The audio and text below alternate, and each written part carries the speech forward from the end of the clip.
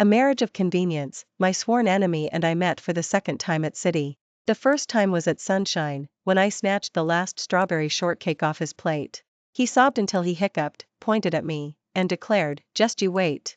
I waited 20 years, until he became my husband. On our wedding night he slid a contract across the table with an icy expression. "Don't expect a single ounce of affection from me." I smiled and pushed the papers back. "Perfect, because the only thing I want from you is your six-pack." What he didn't know was that I can hear every mortified thought in his head. Dear God, how is she this gorgeous, easily 100 times more stunning than the photo? Was she just checking out my abs? Does she go for my type? No, play it cool, Adrian. This marriage is only happening under pressure. Can't let her see I'm secretly over the moon. Before we go any further, subscribe to this channel and tell us in the comments where you're listening. I'm Serena, only child of Sterling, and at 24 I was gift-wrapped and delivered to my lifelong nemesis, Adrian, heir to Caldwell. Our feud began at Sunshine.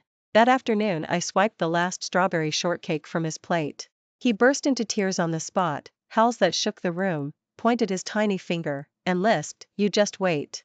I waited 20 years. 2 decades later the Sterling and Caldwell clans decided a union would secure a $100 billion project. As the heirs apparent, our names were circled in red on the boardroom whiteboard. Outside City I finally met Adrian again. Custom suit, razor-sharp posture, shoulders broad, waist narrow, his face even more lethal than in the financial magazines, razor eyebrows, star-bright eyes, blade of a nose, lips pressed thin. Everything about him screamed keep back. When he saw me his brows flicked almost imperceptibly. I knew he hadn't expected the bride to be me either. I'm dead, it's her. Serena. The cake bandit. How did she turn out like this? Kind of hot. Pull it together, Adrian. She's your archenemy. Today she finds out the vendetta's been on ice for 20 years. His voiceover scrolled through my brain like a barrage of pop-ups. Yes, I hear his thoughts. The ability surfaced 3 days ago. Whenever he steps inside a 5-meter radius every last neuron of his broadcasts straight into my skull. I fought a laugh, extended my hand, businesslike. Caldwell, long time no see. He flicked my hand a chilly glance and left it hanging, answering with a snort. Her hand is so fair, wish I could just stay frosty. Can't let her think you're interested. I withdrew, lungs aching from suppressed laughter. Who'd have guessed the blubbering kid would grow into such a drama queen tsundere?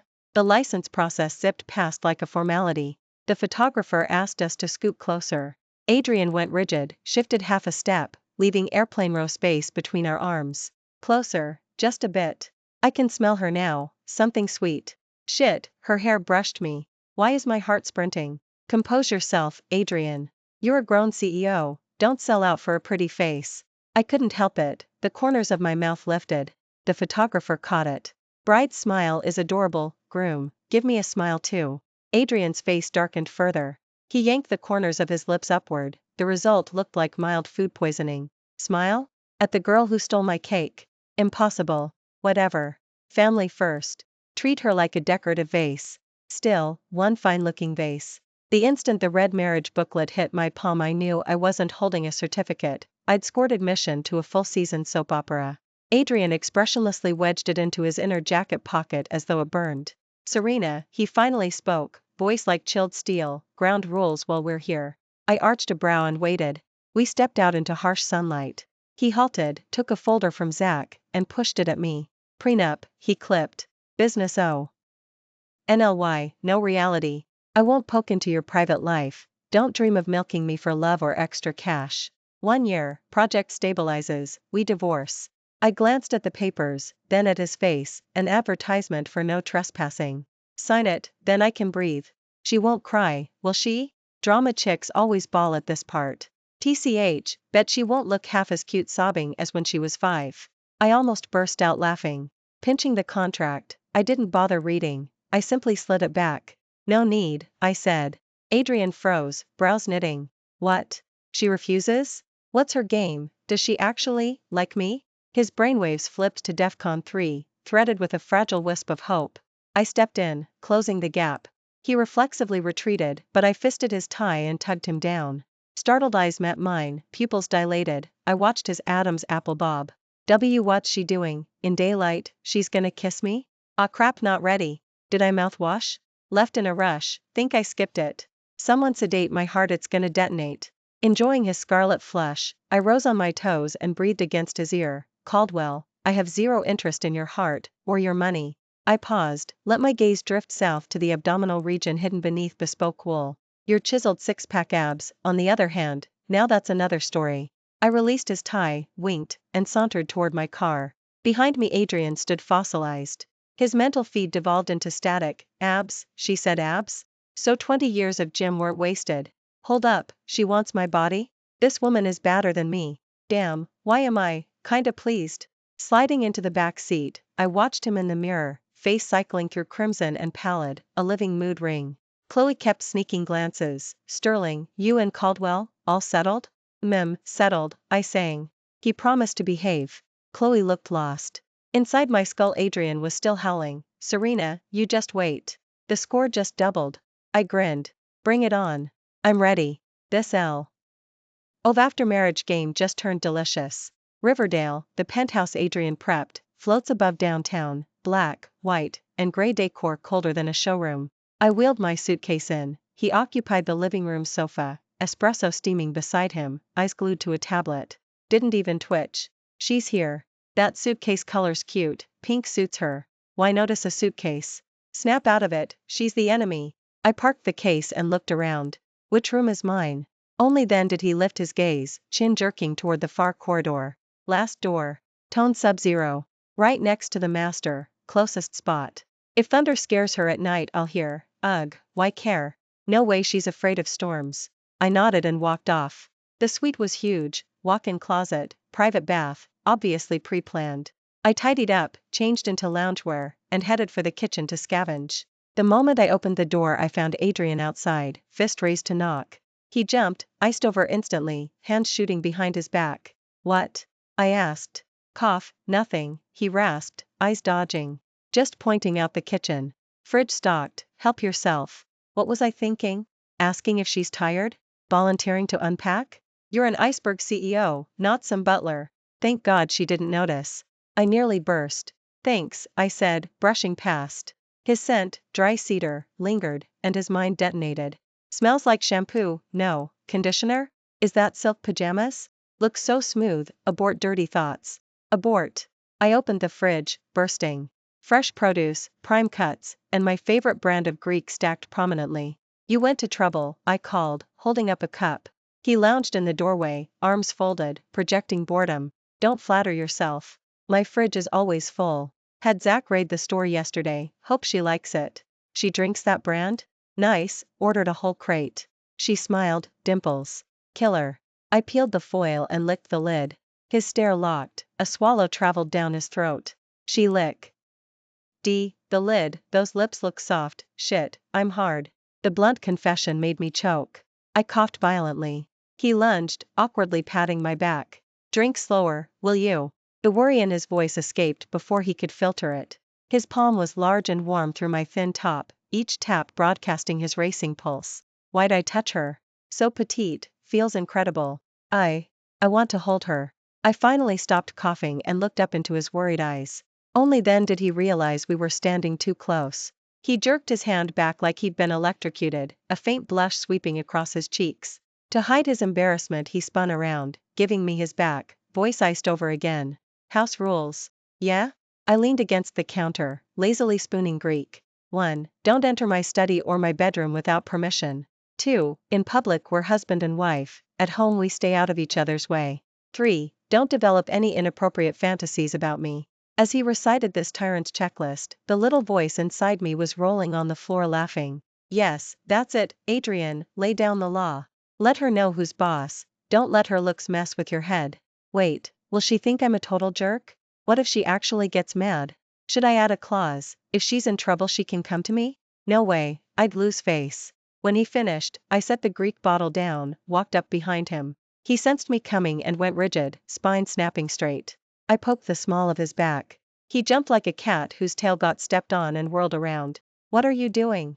I tilted my head, all innocence. Adding a rule. What? 4, I said, meeting his eyes, enunciating every word, let me cop a daily feel of your chiseled six-pack abs. Adrian's flush spread from his earlobes to his neck at light speed. He stared, mouth opening and closing, no sound coming out. Inside his head, a volcano erupted. She wants to grope my abs? She really is after my body. How can this woman be so shameless? Every single day? Then I'd get to be close to her daily? Damn it, why am I kind of excited? Enjoying his speechless shock, I chirped, rules complete. I'm off to shower. I breezed back to my room, leaving him alone in the kitchen wearing every color of the rainbow. Later, lying in bed with a sheet mask on, I heard a timid knock. Who is it? His deliberately calm voice drifted in me. I opened the door. He wore a black silk robe, the collar parted just enough to reveal hard pecs, hair still damp from his own shower. In his hand, a glass of red wine. His gaze darted everywhere but me. Something wrong? I asked, propping against the jamb. Cough, here. He thrust the glass at me. Drink before bed, helps you sleep. Will she even like red wine? Girls usually do, right? This is a vintage I've been hoarding, such a waste on her. She just showered? Skin so white. What's that green goop on her face? Kinda funny. I swirled the glass, sniffed, then, right in front of him, poured it into the potted plant. His expression froze. I'm not into red. I like baijiu, rice wine, or maybe plum brew. I handed the empty glass back, utterly matter of fact. His face cycled through every shade of angry. She doesn't like it? She actually poured it out. My 82 Lafite, fed to a ficus. This woman has no clue. Wait, she likes baijiu? That fierce? Watching him steam, I couldn't resist teasing. I skimmed a finger along the open edge of his robe. Still, thanks for the gesture. Caldwell. He went statue still, breathing suspended, the muscles beneath my hand locked. She touched me. Is she hinting at something? Should I step inside? No, too fast, it's only our first day of marriage. Enjoying the civil war on his face, I withdrew and started to close the door. Good night, Caldwell. Just before it latched, his palm shot out and held it. I lifted a brow. He dragged in a lungful, eyes blazing, then grabbed my hand and pressed it to his abdomen thrug. The thin robe. Hard, ridged steel met my fingers. Today's installment, he muttered, face averted. Go ahead. I've lost my mind, offering myself like this. I'll never live it down. But, her hand is so soft.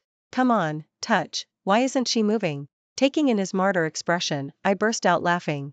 Chapter 3. Next morning I was woken by clatter. Shuffling out, I found Adrian in an apron, wrestling with breakfast in the kitchen. Sunrise streamed through the floor-to-ceiling windows, softening his usual glacial aura.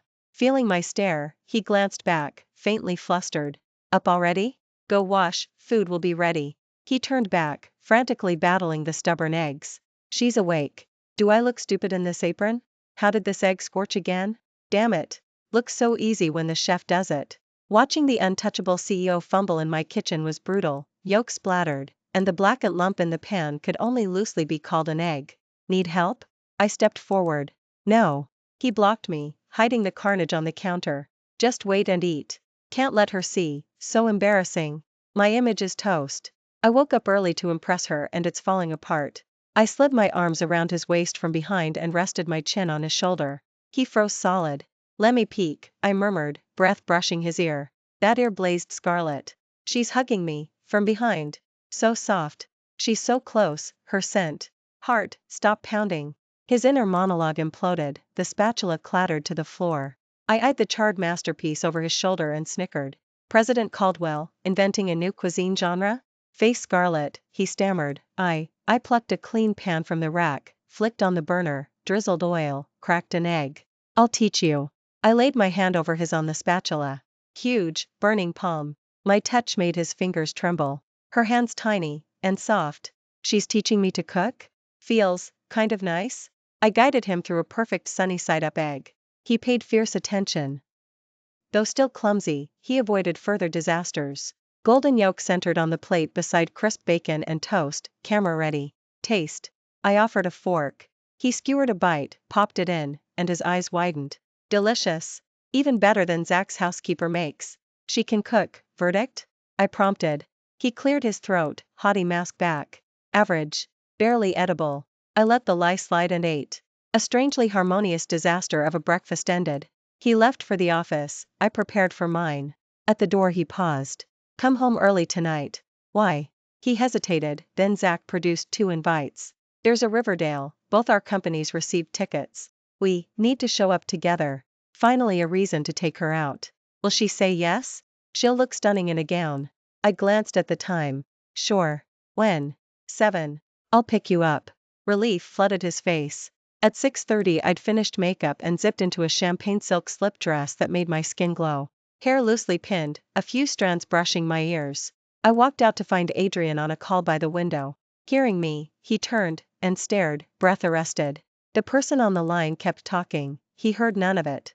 Holy, that's Serena? She's gorgeous. An angel dropped in? Wait, am I bleeding from the nose? Caldwell, the assistant ventured. He snapped back, muttered, later, and hung up. He approached, gaze traveling from my heels to shoulders, then frowning at the exposed skin there. Aren't you cold? He draped his suit jacket over me. It carried his warmth and cedar scent. Shoulders and collarbone out for everyone, too much. No, only I can look. My coat on her means she's marked. Amused by the caveman display, I only said, let's go. The Riverdale occupied a 5-star ballroom, Riverdale's elite swirling with champagne flutes.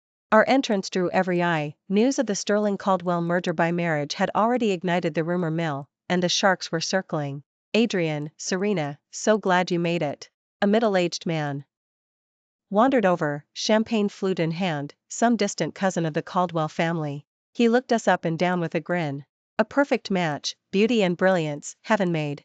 Adrian gave a polite nod, but his arm instinctively slid around my waist, tugging me an inch closer to his chest. A clear statement of possession. Stop staring, that's my wife. Keep it up and I'll scoop your eyeballs out. I could feel the heat of his palm through my dress, the taut cords of muscle flexing along his forearm. Possessive much? While we worked the room, an uninvited guest showed up. Adrian's former fiancée, Victoria, heiress of Swan.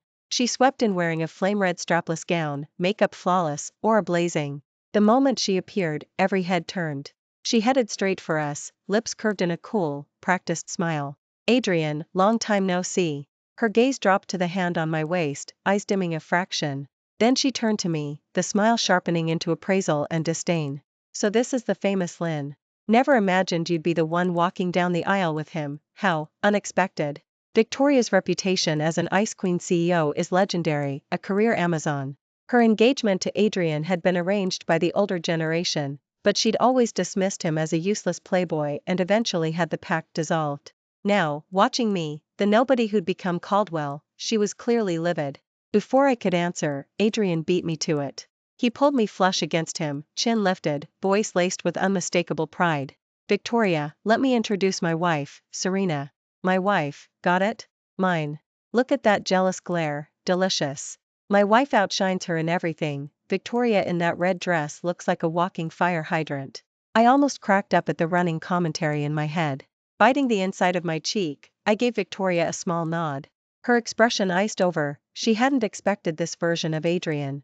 In her memory he was still the idle, good-for-nothing rich kid she'd always looked down on. Caldwell, Victoria lifted her glass in a distant toast. I hear Sterling just snatched the South River plot, well played. Besides stealing deals, what other talents do you possess?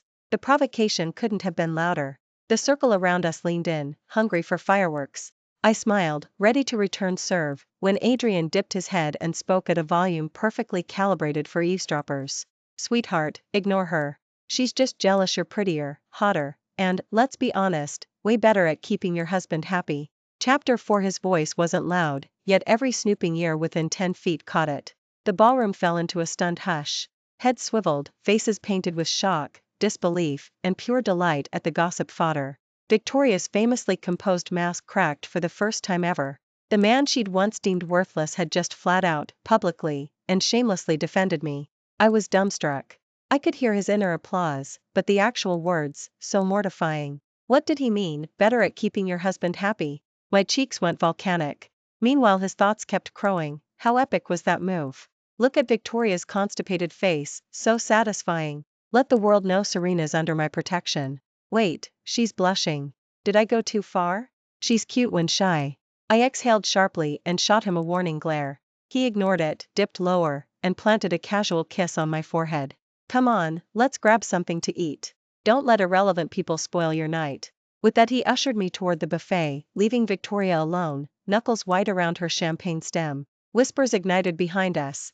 Oh my god, Adrian worships her. I thought it was just a corporate merger, guess not. Did you see Victoria's face? Priceless. He parked me on a velvet sofa in a quiet corner, returning moments later with a plate of my favorite mini desserts. You barely touched dinner, he said, handing me a fork. I eyed his eager beaver expression, torn between laughter and exasperation. Adrian, you did that on purpose. He paused mid-motion, all innocence. Did what? I merely told the truth. Of course it was on purpose, nobody throws shade at my wife except me. She looked ready to murder me, should I deploy the abs? As the thought formed, he leaned in, voice a husky murmur. Mad at me? Fine, tonight you get 5 extra minutes with my chiseled six-pack abs. My face combusted. The man was leveling up faster than I could block. I stuffed a forkful of cake into my mouth to hide my grin. In your dreams. The second half of the gala was the charity auction. The MC unveiled the star lot, a sapphire necklace called Heart, opening bid 8 million. I admired the piece under the lights, beautiful, but not must-have. Victoria wanted it. The gavel had barely lifted when she raised her paddle. 10 million. Bids climbed to 15. Victoria struck again, determined. 20. Gasps rippled, the jewel was already outrageously overpriced. The auctioneer's hammer hovered when Adrian lifted his card beside me. 30. Silence slammed down every lens and I pivoted our way. Victoria's stare turned glacial. I tugged his sleeve. What are you doing? I knew the history, equal pedigrees, her corporate genius versus his playboy image, mutual disdain, broken engagement. He shrugged, boyish smirk flashing. I don't like her attitude.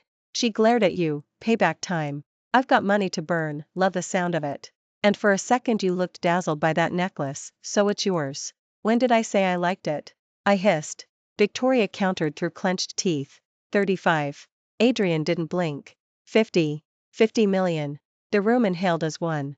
Even the auctioneer's voice cracked. Everyone understood, this wasn't about jewelry, it was a public slap. Victoria's budget, and pride, shattered. She stood frozen, fury radiating. Adrian still didn't look at her. He tilted his head. Lucky number? Should I go higher? 50 million, sounds like I love why.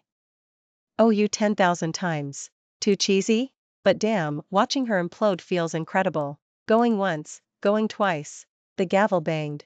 Heart was ours, for the price of a downtown skyscraper. Later, under the glare of phone flashes, an attendant delivered the box. Adrian opened it, lifted the necklace, and clasped it around my throat himself. Cool sapphire met my skin, my pulse burned. He brushed my chin, eyes sparkling with my reflection.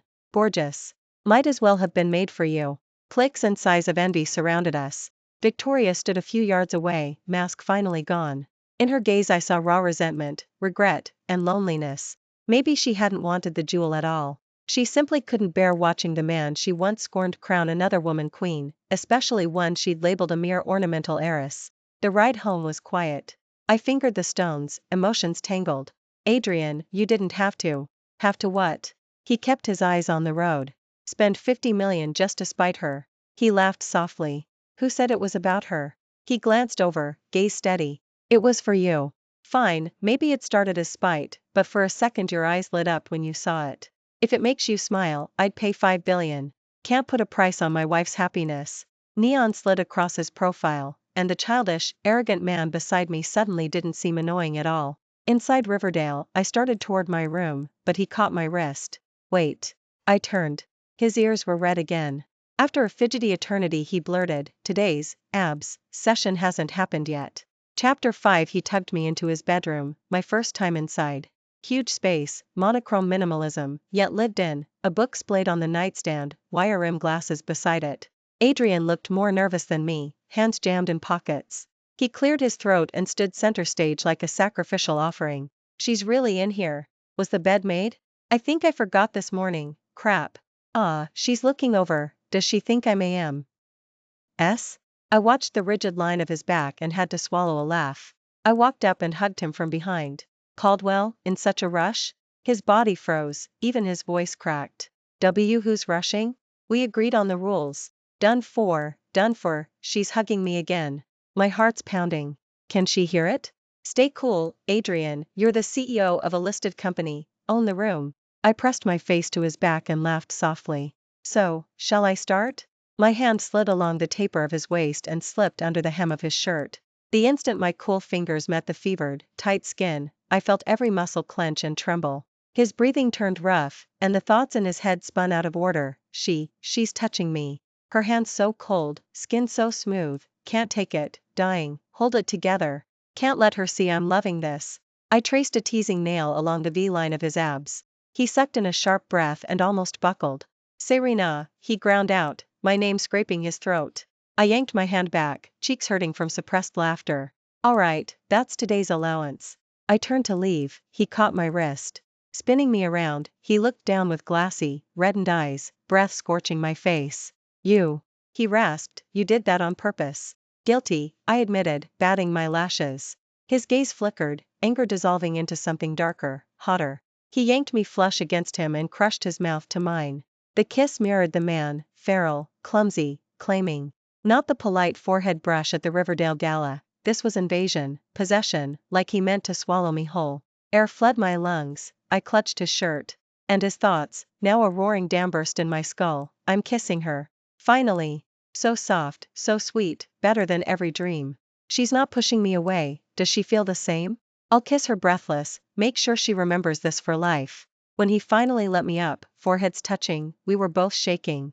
Twin bonfires burned in his eyes. Serena, he croaked, I'm backing out. Of what? I wheezed. That prenup, void. He enunciated every word. You're my wife, now and always. Like hell, I'm divorcing her in a year. This woman is mine, period. Only mine.